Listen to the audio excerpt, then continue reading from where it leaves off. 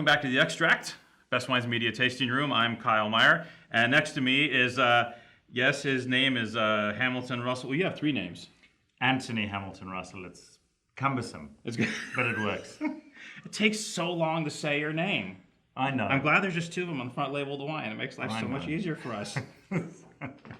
Anthony, welcome. This is South African wine royalty, if I may be so bold as to make that presumptuous statement. Well, that's very flattering. We have been doing it a long time, Yes. and I know that in old world terms, 35 years of Pinot and Chardonnay feels like an eye blink.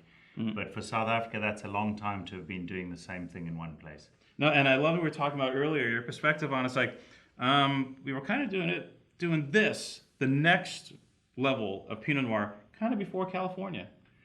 Well, I suppose we were working with Dijon Selection clones right from their early adoption in the New World, and possibly a little before California in terms of translating into an actual wine. And you know, the fine, beautiful Pinots coming out of New Zealand, really, when you think of the first really quality ones coming out, that was actually a little after we started.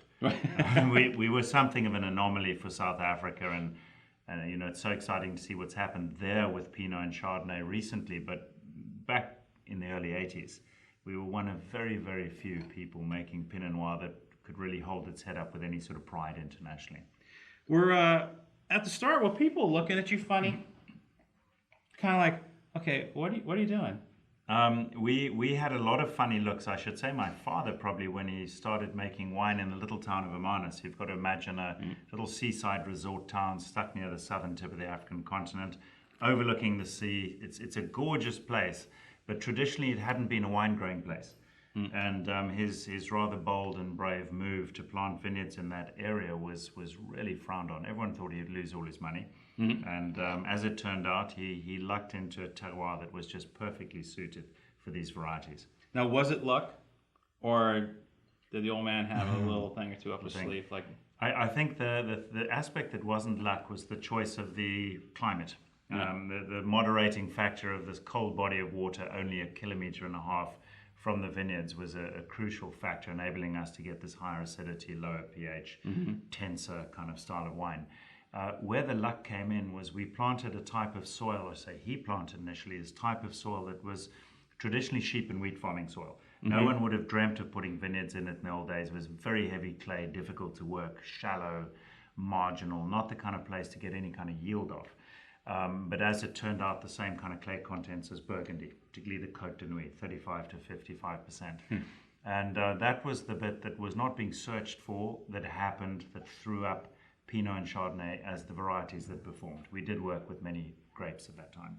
at that point in time, I mean, what were folks in South Africa drinking at that point in time? We don't have any concept or perspective on that.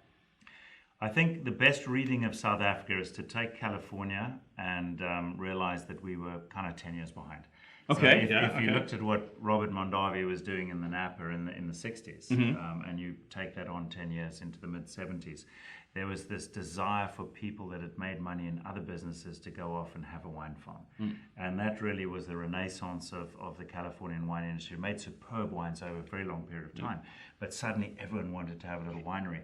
And that competition and those multiple egos in a smaller arena throwing huge resources at it, really sort of the industry just took off. We were 10 years after, and my father really was probably about the first of that wave of professionals that came at the industry through the glass and not through the soil in South Africa. Great point. How soon did you guys know you were on to something? Like, was there a breakthrough point in time for Hamilton Russell as a winery? Some kind of like, like type deal? There were a couple of important local competitions that singled us out in the mid-80s. That really, for the local market, said these guys really have something. But I think from the very first vintage, 1981, the Pinot and the Chardonnay, Chardonnay only came out in 82, but well, there wasn't Chardonnay available at the time. People that knew wine just said, this is something different, this is something unusual. Our terroir, in effect, spoke to us. What it should have done at that point is encouraged us to stop doing anything else. And we didn't, like a lot of small vineyards, without access to exports. We try to segment our local market vertically little bit of something for everyone. If they like Cabernet, make Cabernet. Want a white blend at this price, here it is. Right. I mean, you get that in California to this day because where people don't export, they try to make something for everyone that turns up at the vineyard. Yeah. And our terroir wanted to make Pinot and Chardonnay. It was great for it, not for the other varieties. Pardon my pronunciation. You guys like kind of were the Hemel-en-aarde Valley, right? Correct. We were, yes. There was just like you guys. Yes, for 10 or so years or more. And now how many wineries are there? There are 22 people, I think, growing Pinot Noir to make wine at the moment, and some doing some other things, not Pinot Noir and Chardonnay.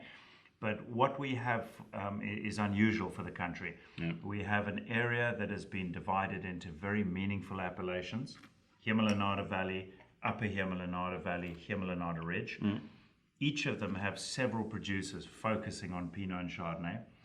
And there's a subtle but beautiful stylistic difference between those three appellations. Yeah. And this is kind of something, obviously, Australia's been working on regionalization, but this is a pretty small confined area, and we've thought about it very hard.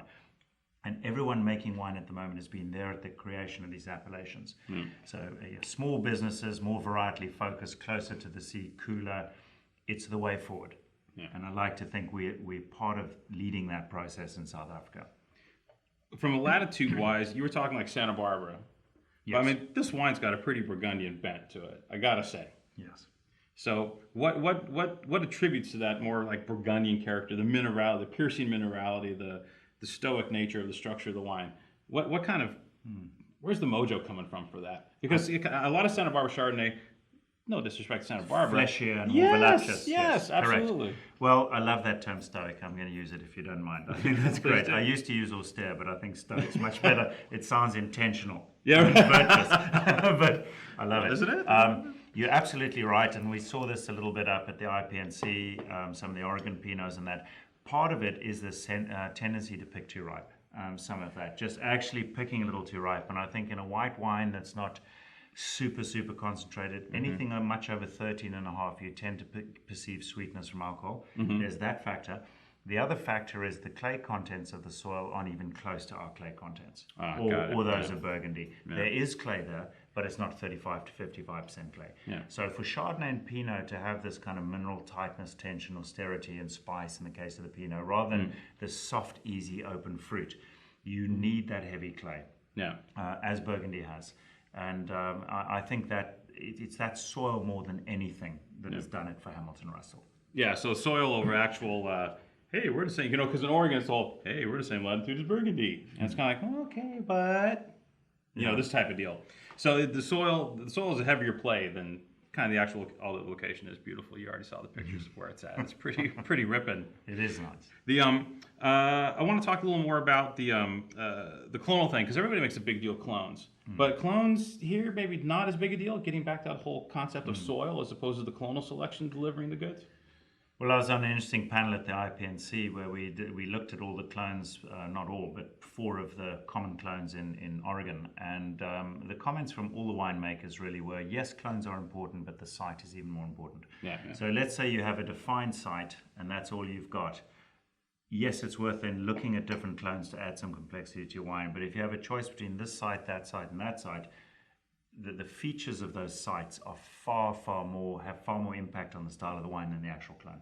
No doubt about it. Yeah. And we lectured ourselves a little while back of being too obsessed with clone and not obsessed enough about every point of aspect, drainage, clay content, etc. Yeah.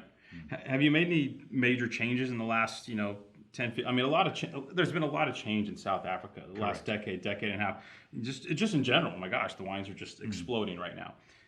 Were there any changes that you made? Because you were already kind of like set to a certain extent, right? You already had your gig together. So have you been able to benefit from what's happened in the last 10, 15 years with this explosion of knowledge and et cetera in South Africa?